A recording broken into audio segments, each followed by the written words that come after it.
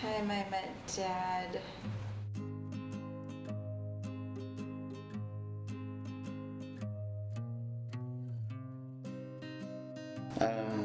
Well, let's see, it was 10th grade. We were in geometry class together.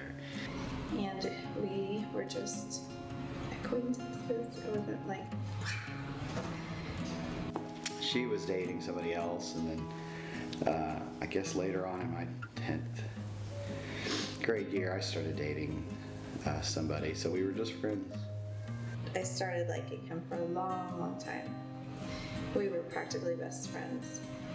He broke up with his girlfriend on Valentine's Day and came and told me about it, and I was, inwardly celebrating.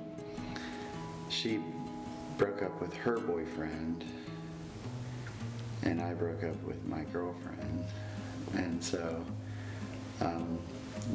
it's just kind of like this realization that, she was such a nice person and just, had all these great qualities. And of course she was pretty, but we were just friends really certainly for that first year that we knew each other. And then, I think that the idea started coming in my head that, I wonder if she'd go out with me. I wonder if it could be more than just friends. But I want to say one time too, he called. We had phones that had cords on them back then. And he was insinuating that he might like me more than a friend. And I was rolling, doing somersaults, literally rolling all around the floor. And Grandma was looking at me like I was crazy. But I was, trying to have a normal voice on the phone, like, oh, okay. And then I'd roll around the floor. I think it was March 7th, 1987, which would have been just before my 17th birthday and her 17th birthday. I don't know, I just always admired him. He was the first guy that ever, like, when you spoke to him as a friend, he would listen to you. Like, he'd look you in the eye and listen to what you had to say and be, like, engaged in the conversation. That was the first guy that ever really did that, like, took time to talk, and I think that's what attracted me to him. Then I met his parents, and then that sealed the deal. We agreed going off to college that we would date other people. So I did 3 semesters of junior college in St. Louis, and that was really hard because we, obviously distant, but it helped us grow as individuals, and we had made a pact that we're not going to deny dates. We're going to, take this time to become ourselves. I didn't date a whole lot of people, to be honest with you, that freshman year. I was a little nervous to ask girls out, I guess. It's strange, but anyways.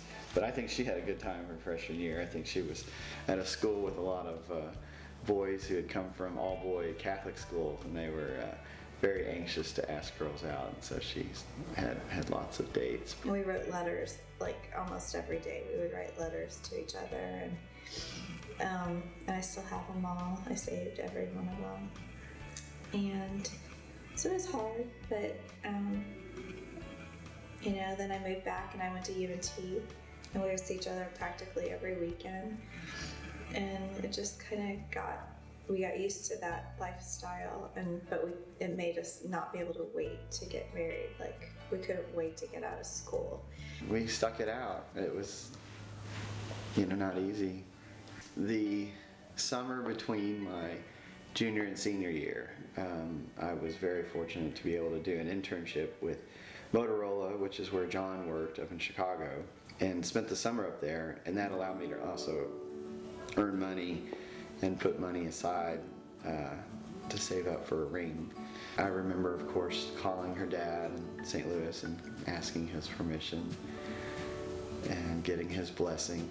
The thing that tipped me the most off that it was happening that weekend was I was talking to my dad on the phone earlier that week, and he got another call coming in. He clicked over, he came back, and he's like, oh, that was David calling me saying he had a big question. And so he kind of blew it. So I knew that it was coming. I just didn't think it was that night. So really, it's perfect that Dad planned it the way he did, because I was wearing overalls and this stupid flower shirt. And She basically almost rolled into the table because the chairs had wheels on it. So, but it was fun, and they took some pictures. it was crowded. And then the waiter was just acting really weird, though, and he kept asking us if we wanted to see the dessert tray, and like we'd barely even gotten our food.